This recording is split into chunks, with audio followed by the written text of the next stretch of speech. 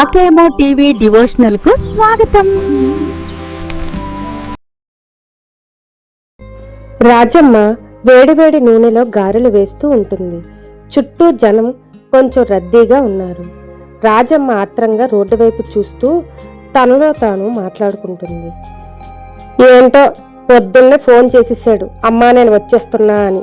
Bus stand దగ్గరికి వచ్చే అన్నాడు నా కొడుకు. గంట దాటిపోయింది, ఇంకా ఆచూకీ లేదు. ఈ అమెరికా వెళ్ళిన వాళ్ళకి టైం అంటే లెక్క ఉండదో ఏంటో. ఇక్కడ గారెలు ఆరిపోతున్నాయి, నా ప్రాణం పోతుంది అని విసుగ్గా అనుకుంటుంది. అంతలో ఒక టాక్సీ వచ్చి కొట్టుకు కొంచెం దూరంలో ఆగుతుంది. అందులోంచి రాజమ్మ కొడుకు రామ్ దిగుతాడు. రాజమ్మ దగ్గరికి వెళ్ళి నువ్వేనా అని అడుగుతుంది. అప్పుడు రామ్ నవ్వుతూ, అమ్మా నేనే నీ కొడుకుని, ఎలా ఉన్నావు అని అడుగుతాడు. అప్పుడు రాజమ్మ మురిసిపోతూ ఆనందంతో, ఒరే రాముగా నువ్వేనా, ఎంత చిక్కిపోయావురా నాయనా, అక్కడ తిండి పెట్టడం లేదా ఏంటి, ఇలా అయిపోయావు అని జెసికాను చూసి ఒక్కసారిగా ఆగిపోతుంది.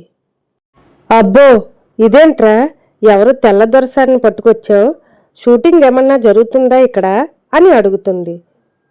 అప్పుడు రాము తడబడుతూ, అమ్మా తను జెసికా నా ఫ్రెండ్ అంటే అని చెప్పేసి ఆగిపోతాడు. జెసికా రాజమ్మని చూస్తూ నవ్వుతూ, నమస్తే ఆంటీ బాగున్నారా అని అంటుంది. అప్పుడు రాజమ్మ వెటకారంగా, బాగానే ఉన్నా, నమస్తే అంట. నమస్తే, ఒరే రాము దీనికి మన భాష కూడా రాదా, మళ్ళీ దీనికి నేను సైగలతో చెప్పాలా ఏంటి, ఎర్రటి ఎండలో మసిలో పడి నేను ఇక్కడ గారెలు అమ్ముతుంటే నువ్వక్కడ మెరిసిపోయే బొమ్మను వెతుక్కున్నావా అని గట్టిగా అడుగుతుంది. అప్పుడు రాము కంగారుగా, అమ్మా ప్లీజ్ ఇక్కడ వద్దు, అందరూ చూస్తున్నారు, ముందు ఇంటికి వెళ్ళి అక్కడ మాట్లాడుకుందాం. అప్పుడు రాజమ్మ కోపంగా, ఇంటికా, దీనినా, సరే పద, ఇంటికి వెళ్ళాక నీ సంగతి దీని సంగతి తేలుస్తా. ఒరే సూరి బండి చూసుకోరా, నేను ఇప్పుడే వస్తా అని చెప్పి ముగ్గురు ఇంటికి వెళ్తారు. రాజమ్మ రామ్ జెసికా ఇంట్లోకి వస్తారు. రాజమ్మ కోపంగా సోఫాలో కూర్చుంటుంది. జెసికా భయపడుతూ రామ్ వెనకాల నిలబడుతుంది.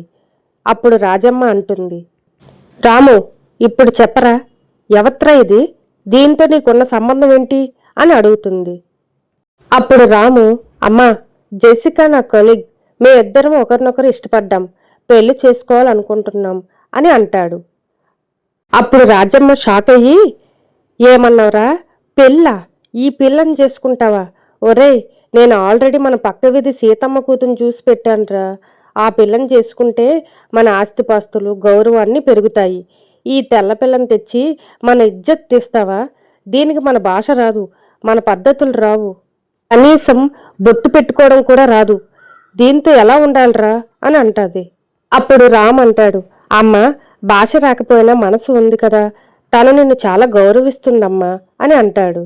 అప్పుడు రాజమ్మ, గౌరవమా తొక్క, దీనికి గరిటె పట్టుకోవడం వచ్చా లేక పొయ్యి ఊదడం వచ్చా, ఒరే పెళ్ళి అంటే ఆటలు అనుకుంటున్నావా, రేపు పొద్దున్న దీనికి ఆవకాయ పెట్టడం వస్తుందా, పండక్కి పిండి వంటలు వండడం వస్తుందా, కనీసం నీకు వండి పెడుతుందా, ఇది నా ఇంట్లో అడుగు పెడితే జనం అందరూ దీన్నే చూస్తారు అని గట్టిగా చెప్తుంది.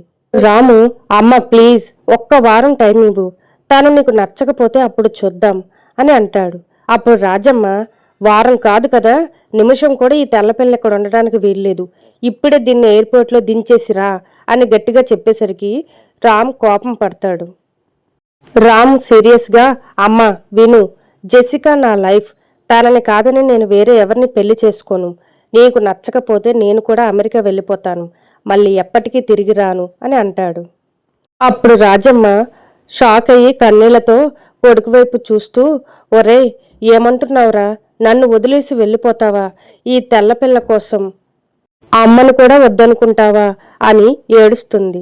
అప్పుడు రామ్ దగ్గరికి వచ్చి, అమ్మా నేను వద్దనుకోవట్లేదు, నువ్వు అర్థం చేసుకోవట్లేదు అంతే, ప్లీజ్ ఒక్క వారం చూడు ప్లీజ్ అని అంటాడు. అప్పుడు రాజమ్మ కొంచెం కరిగి ఆలోచించి, సరే వారం టైం ఇస్తున్నా, ఈ వారంలో ఈ తెల్లపిల్ల నా పద్ధతులు నేర్చుకోవాలి, నా గారెల కొట్టు దగ్గర పని చేయాలి, ఊర్లో వాళ్ళు దీన్ని మెచ్చుకోవాలి, అప్పుడు చూద్దాం జెసికా వైపు కోపంగా చూస్తూ, ఏ అమ్మి లోపలికి రా, కానీ ఆ ప్యాంటు ఆ షర్టు తీసేసి చీర కట్టుకో, లేకపోతే ఊర్లో వాళ్ళు నన్ను గయ్యాలి రాజమ్మ కాదు అమెరికా రాజమ్మ అని ఏడిపిస్తారు, పద లోపలికి అని అంటాది. రాజమ్మ కోపంగా లోపలికి వెళ్తుంది.